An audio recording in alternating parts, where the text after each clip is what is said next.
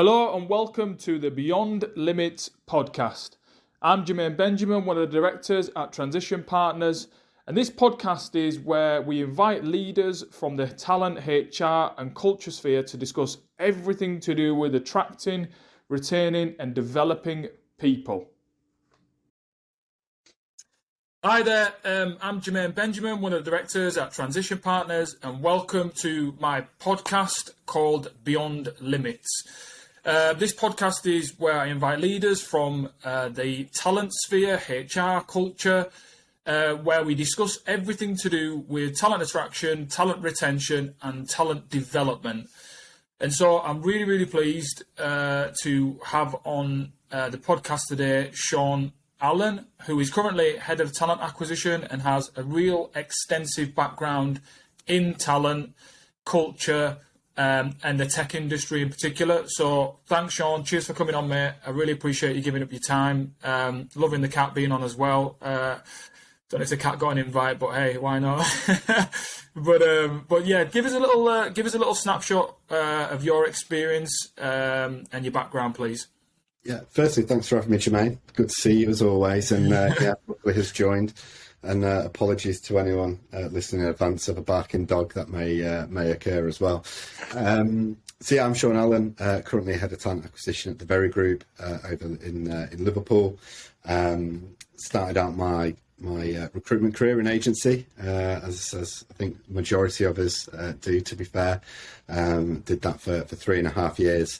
And then did various different recruitment roles, predominantly focused within tech.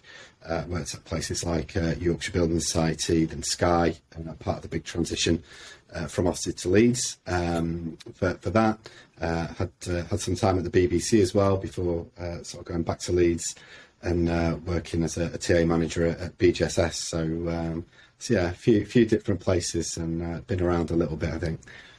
Yeah, some big names in there as well, Sean. And I always remember as well over the years, I've been in tech recruitment for some time now, and I remember there was a couple of people around Leeds, Yorkshire. Your name was mentioned on many occasions, just probably a little bit in a positive sense, disruptive in terms of really helping some forward-thinking organisations from their talent perspective. I think of BGSS in particular, and hearing about the work that you did there. As you and I know, and probably most people who listen to this podcast, that there's a real challenge around talent, acquiring talent, keeping talent. It seems to be a real critical focus. So just with your experience over the years in the past and looking ahead, which I think we probably don't do enough of, really just trying to map out where the market might be going. Where do you see the biggest challenges really going into 2023 and I suppose beyond really? It's a great question. It's a difficult one though, isn't it? Hard one to answer, yeah. I like that first question at me. Get kicked off with that. Do you know what? It's a really good question. I think it's affected in different areas, right, in terms of what you're recruiting, I think. So I think since I've come to Very Group, it sort of got me out of just tech and, learning retail, fulfillment, customer care, and all the different areas. And they all bring their own different challenges and things with them. So I think tech's always been one. There's always been a challenge around it in one way or another that over the years we've all been trying to overcome, right? So it's either a shortage of a certain skill set and what we're doing as an industry to change that and upskill people in that. The whole diversity piece in tech, and then we had the pandemic, and then we come out of the pandemic, and then it's how are companies working and what do people want out of their roles. And I think we're still seeing across the UK a lot of that still settling. Are companies offering are they purely fully remote? Are they hybrid? Do they offer everything from fully on-site to fully remote and every blend of hybrid in between? Where do you see that going, Sean? Just to jump in there, but the whole hybrid scenario, because we went from, and thinking about it from an employer's perspective and anybody who might be listening. So, just in terms of where you think things are going on that, because it's a real hot point, is everybody was remote. Then we started to have a bit of hybrid. And now I'm hearing some organisations are saying, well, we need 2 days in the office and Some are getting back to more than that, and some are still fully hybrid. So yeah, how do you see that kind of panning out? What have you seen, I suppose, given your role and what you're doing? I genuinely don't know how it's going to pan out. I think that's the interesting thing about it, isn't it? I think it's still going to be evolving a bit over the next few years, personally, because I think a lot of companies are still trying to find what works for them and what they want to do. And then you've got to think as a company about, well, if we were fully remote, or said you must be an X amount of days hybrid as opposed to, self-organizing hybrid, we can go, as a team, work out how often you want to go in. It's going to affect your talent pools, and I think it's still going to have bits over the next year or so where people may go, well, I was just chatting to someone before this call actually, and they're not a tech person, the work at a sort of exec search firm, but they were going in 4 days a week to their office because they were just sort of sick of working from home so much. So it's really interesting, and I think what for me, there's with the COVID argument, there's we're forced into it and people have adjusted to that, and I don't think that. I think we were all forced into it, but actually people have reflected of what's important to them and what they want out of that work-life balance. Yeah. And given that there is such Absolutely. variety from different employers, it means you can be quite selective if you want that fully remote or X amount on site, or you want to be in all the time, depending on your situation. So, I think we've all sort of reflected of what the true importance is, rather than being in an office every day, right? I don't know if you agree with that, Jermaine, or what you see. Yeah, do you know what I do? And you mentioned some really good bits in there. I was just trying to remember some of the bits, and in particular, you mentioned about, each organisation, which I thought was interesting, because it's almost as if one size doesn't fit all from a cultural perspective. I think I kind of got out of that. Yeah, no, definitely. What some companies might, want everyone on site every day, or prefer fully remote, or whatever it is in between. And then you can break it down further and look at the type of organisation. And I think we talk about remote and hybrid so much, we forget that actually there's a large proportion of our workforce that can't work from home, right? In terms of the various different jobs that we do. Retail, for example. Yeah, there's a great podcast episode I was listening to, Matt Alder's podcast, if you ever listen to that. But I always put it on when I'm on my dog walk, just to sort of free the mind. And a lot of people do that, don't they? Podcast. Yeah, I love it. You sort of detach from work a little bit, don't you? And yeah, you do. Differently. But there's a great episode that came out this week. You should listen to, and it sort of touched on the whole remote and hybrid and on-site sort of piece. So if I look at our fulfillment centre, they're on site because it's a operating fulfillment centre. Mm-hmm. But then if you look at tech, they don't need to be on site, or they may only get on site together for key ceremonies or meetings and things like that. So really depending on the type of role, and then couple that with how the organisation wants to operate and wants to work, sort of can start to flesh out a bit what it looks like. But I don't know about you, but I see a lot of jobs that say hybrid, but it doesn't say what that actually means, and that's so broad, isn't it? What that could actually mean, it's hard to take. It is, isn't it? And I think you mentioned something really interesting about how it's kind of a journey. I get out of what you're saying. Organisations are still working through that, and they're on a path, which is really, really interesting, I suppose, because we're not completely settled, are we, after being out of the pandemic? Yeah, and if you were an organisation that was always on site and didn't have that type of flexibility, like when I worked at the BBC, I was hybrid when I worked there. It was over in Salford, so a big old commute on the trains and trams. But it was set up to work in a hybrid way, whereas a lot of organisations that have always been a lot more traditional 5 days on site, flipping to fully remote is a big change in ways of working and the culture side. And then coming out of that, it's like, well, how do you want that to So one thing I really wanted to talk to you about as well, is around diversity and inclusion. It has been a real hot topic, for lack of better wording. It still is. I think we're making strides, but there's a significant amount to do. So I know, I know you've been involved in D&I previously, and then just working with with quite a few different organisations, different cultures. I'd just be interested for you just to kind of share what you've seen that maybe has worked well or hasn't worked well. Really, that anybody listening can take away a few thoughts on it. Really. Yeah, it's another good question that we could probably talk about for hours, isn't it? It's a subject on its own, isn't it? Really. I know, and I'll go down lots of rabbit holes, but I think for me, firstly, it starts with having that inclusive culture. As talent acquisition professionals, we could hire you the most diverse workforce you've ever seen, but if you've not got an inclusive where you work and inclusive policies, you're going to struggle to retain those individuals. So I think that's always the first starting point. Otherwise, your acquisition and retention part kind of goes out of the window. So there's lots of things you can do and you can look at. There's been a lot of work going on where I'm at the moment around policies. So reviewing and updating various policies, whether it's to do with menopause leave or maternity, paternity, adoption, and various lots of different policies we could talk about. But I think there's transparency around those.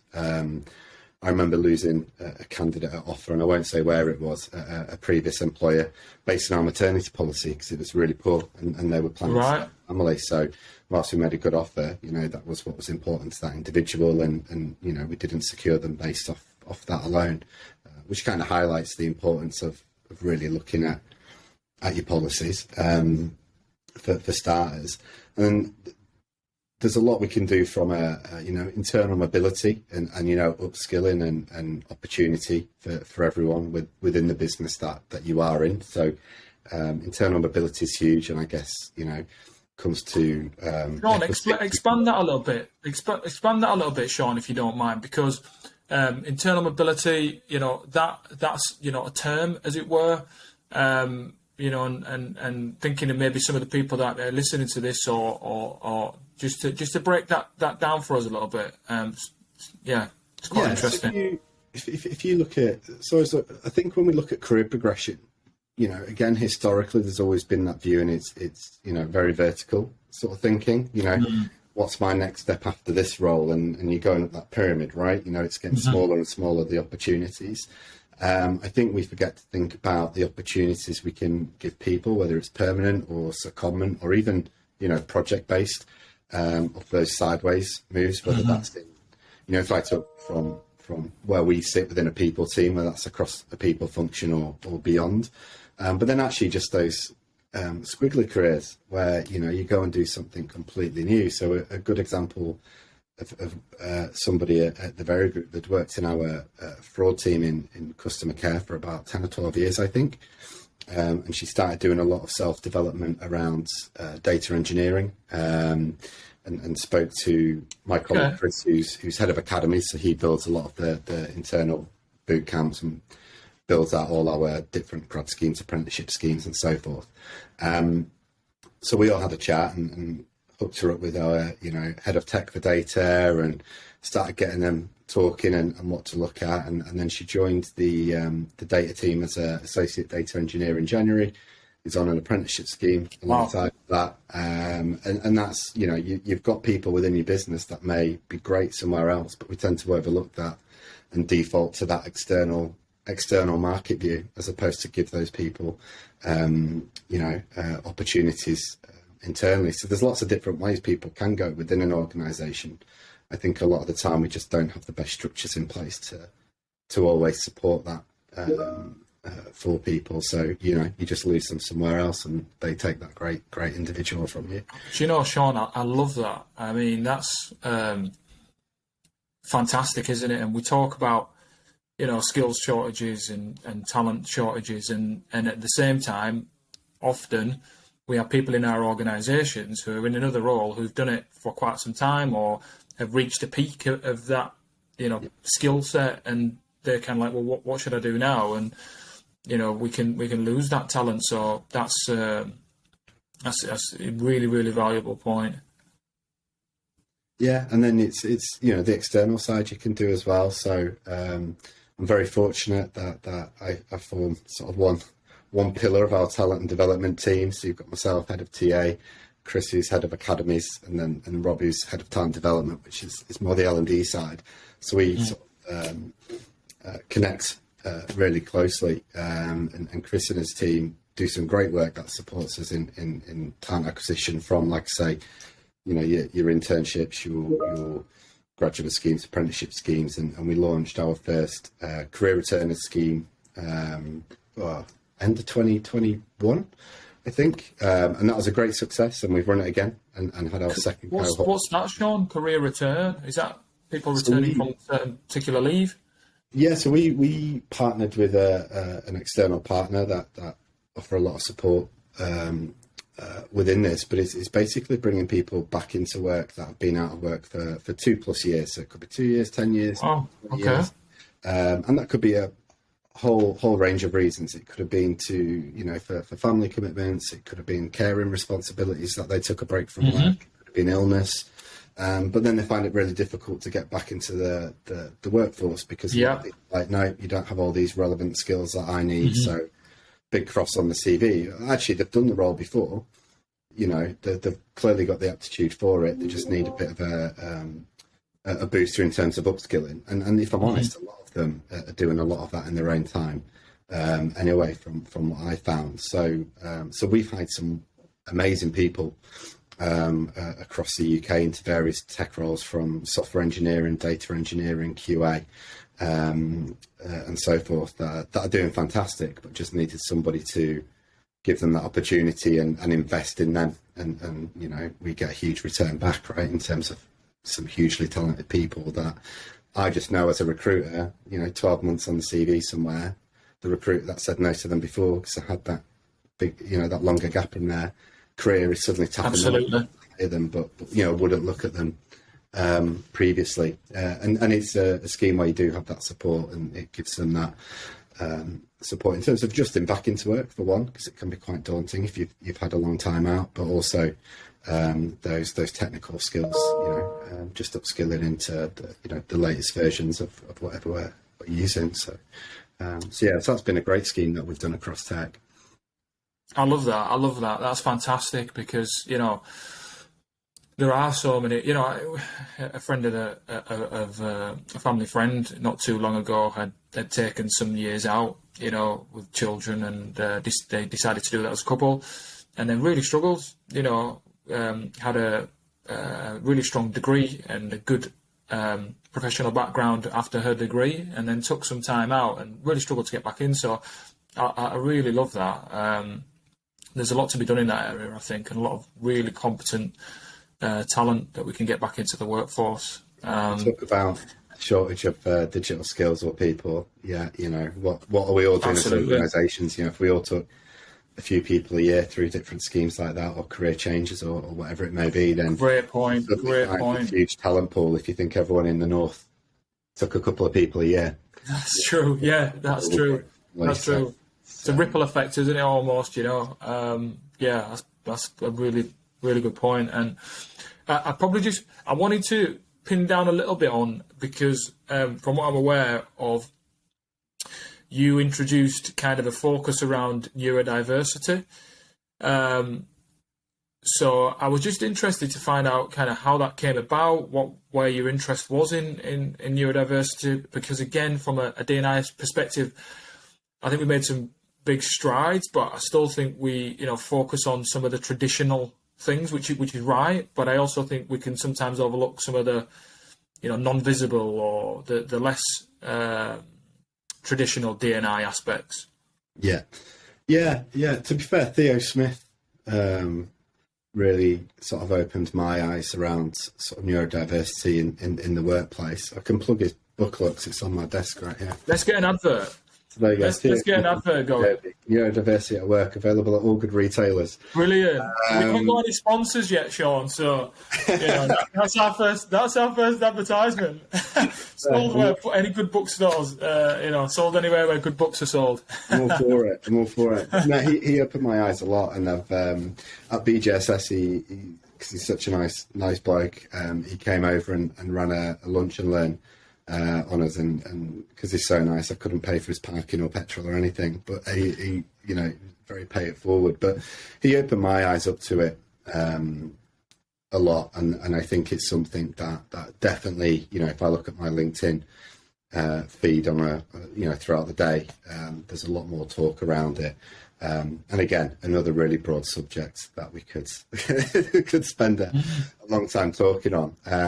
But one of the things we did at Very, actually, there was there's something called neurodiversity in business, which a chap called Tom Marchant at Capita put me in touch with, and we actually became one of the first companies, with a lot of other amazing companies, to join that. And it's led by a chap called Dan Harris, and was launched in Parliament, and it's really trying to bring organisations together and sort of knowledge share and improve, what we can do for neurodiversity in the workplace. So that was sort of something that I managed to get us on board with at Very, which is great. We've got an amazing D&I manager as well. So there's literally just the other week a new network launched focused on neurodiversity. We've already got some great networks, LGBT plus, for example, WAVE, which is Women at Very, RAVE, which is Race at Very. So we've got these wonderful networks, and that's grown. We've got 6 now. I can't remember what the last 2 are. 3 were launched the last couple of weeks, but neurodiversity was another one. So it's great. There's a lot more that's being done internally around that sort of education and that networking and support. And something I've been doing recently is getting the speaking to the chairs of the networks and getting them to come to a meeting with the TA team and talk about what they're doing and help us get a lot closer with them and to ensure that we're constantly challenging ourselves in terms of what we do and how we can continue to improve, that TA journey or experience, right from employer brands to where we hand over, I guess, at that pre-boarding, onboarding sort of stage. So they're great, trying to take full advantage of that for our own learning and improvement. And have you, I don't know if it's too early for this, but have you heard or had any kind of testimonials from the staff in terms of, hey, this has really helped, or even somebody who's felt they've been educated a little bit more, and or management maybe who are a little bit more, hey, I didn't really realise that, I feel like I've got a bit better insight. Have you had any kind of good feedback so far? Or is it a little bit early in the journey?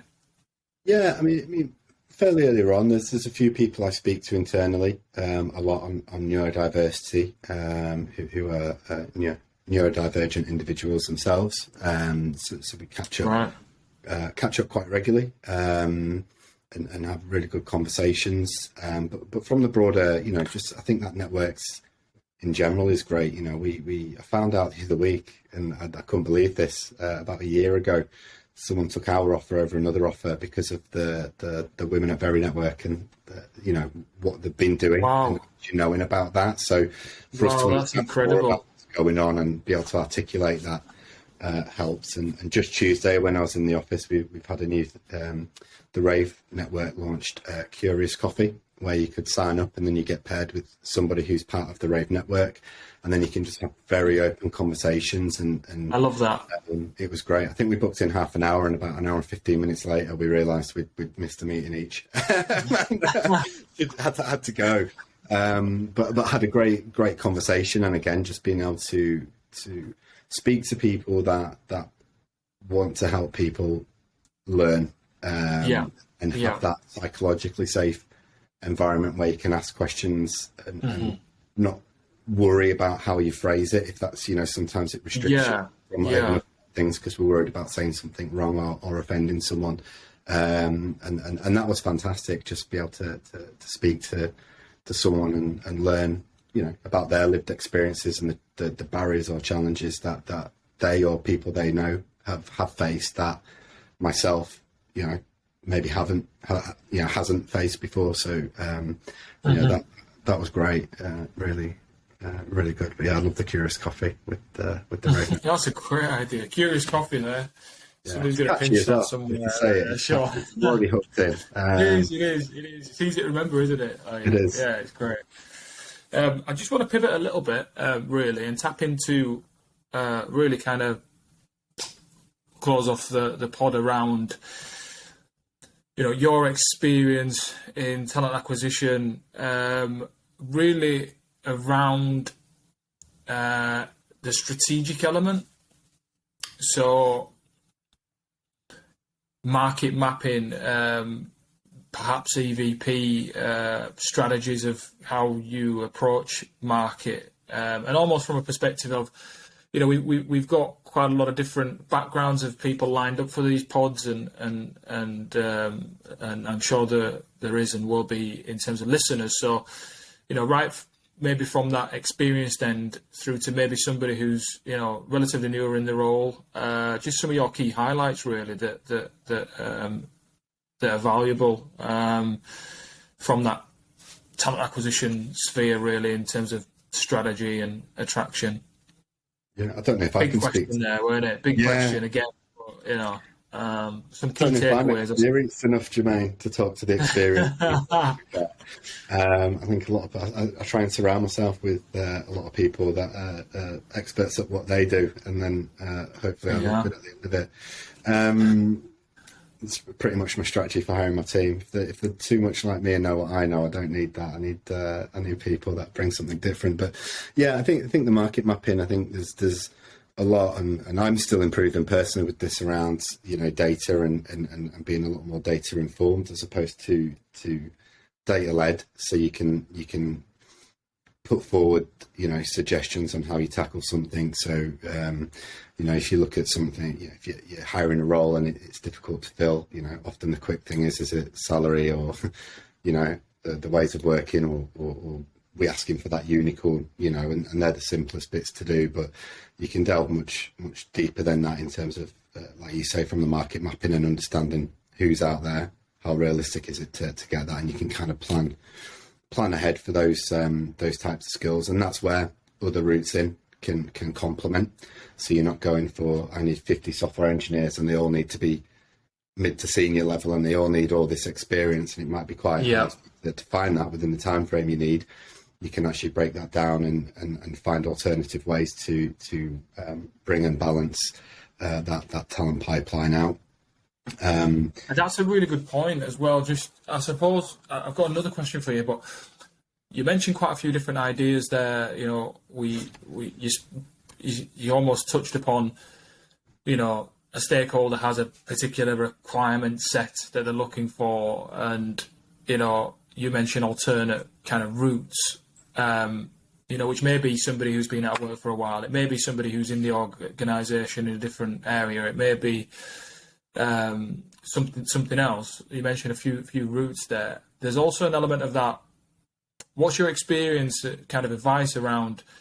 You have these ideas, Sean. You've seen it and experienced it, but then you're in an organisation or team where they're quite sticky about something that they want, and kind of how do you go about stakeholder influencing to kind of educate people around being a bit more open in terms of diversity, being a bit more open in terms of the routes that we receive candidates and applicants.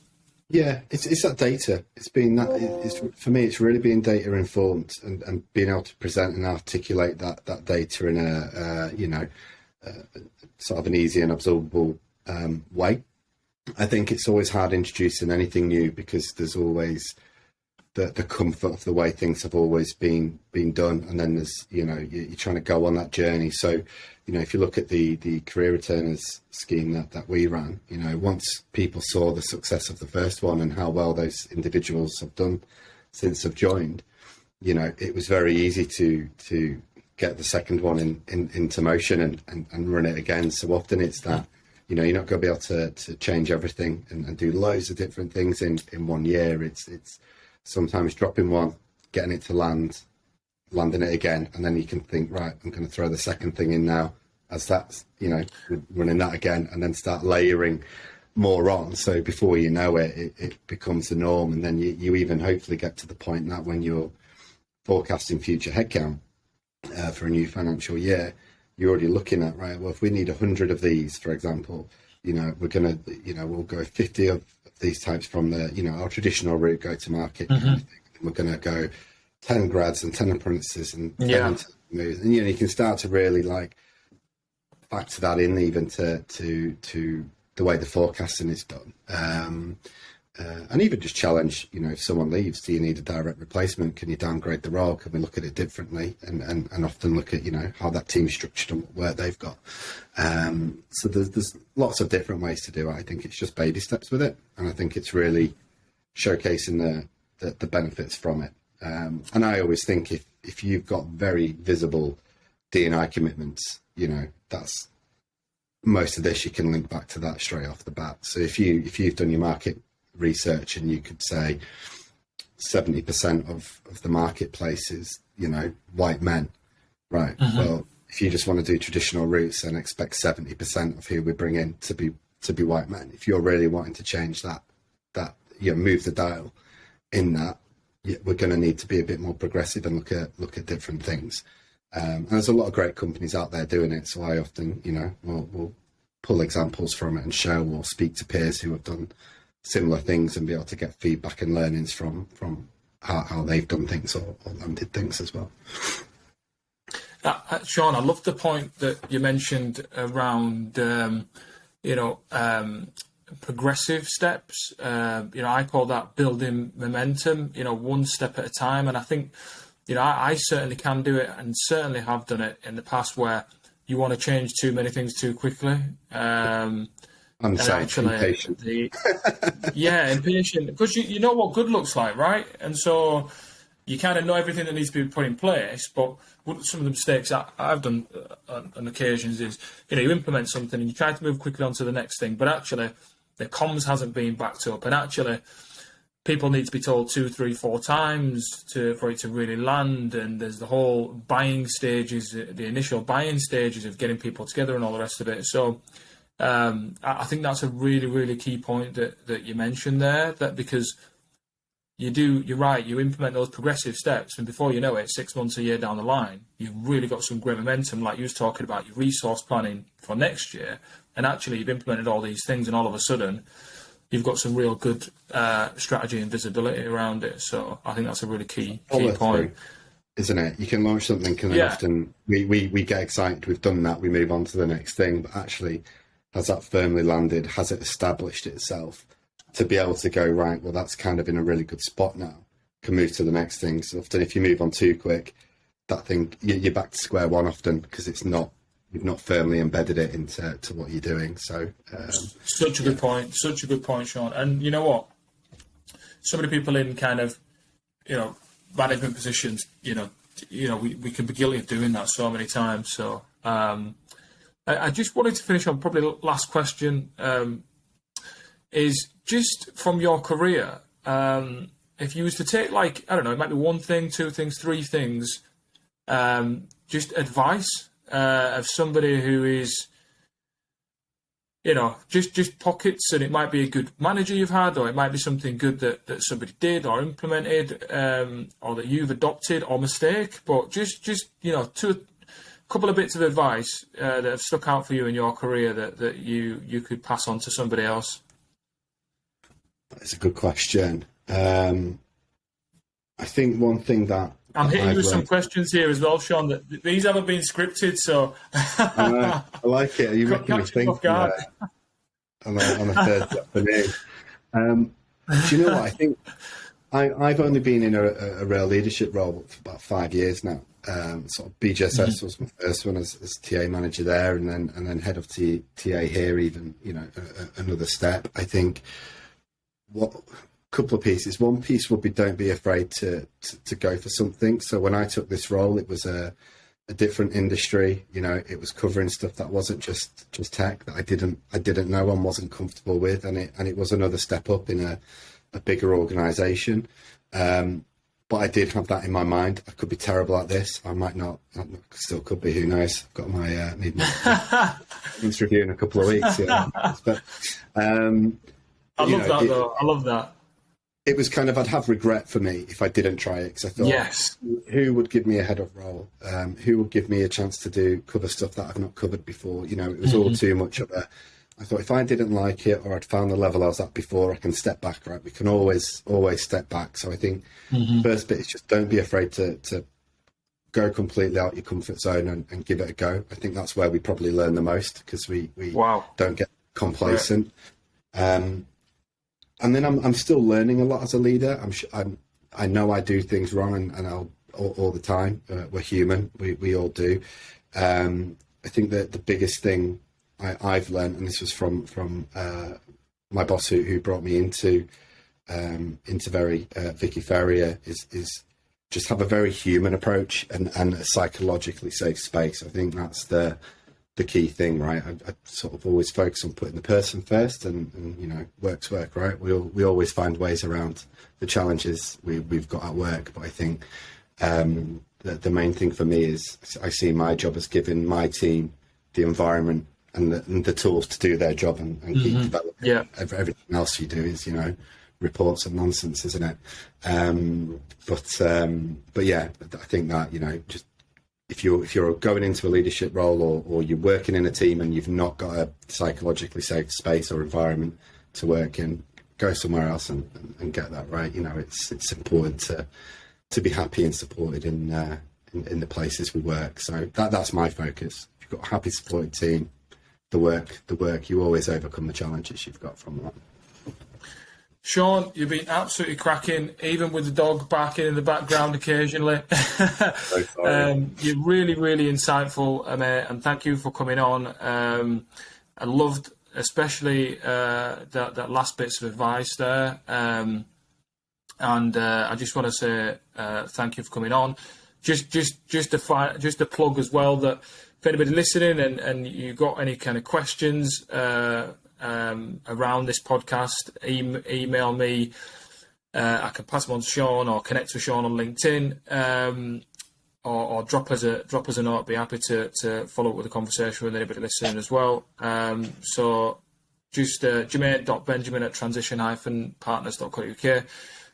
Sean, thanks. Love having you on. I'd love to have you on again at some point in the future as well, mate, if you'd be up for that. Thank you so much for having me. It's been really enjoyable. Probably need to go to the pub to finish all those conversations. Definitely. One last plug, it's not a plug, but for any recruiter listening, there's a great community called the Talent Community, which is Slack based, but it's one that's for all recruiters, internal, agency, RPO, embedded, and you know, there's a lot of knowledge sharing and collaboration on that. And to be honest, that's where I get a lot of my learning from is peers in the industry. And Sean, where does if anybody wants to find that talent community, where do they go? Is that on LinkedIn, or how do they connect with that?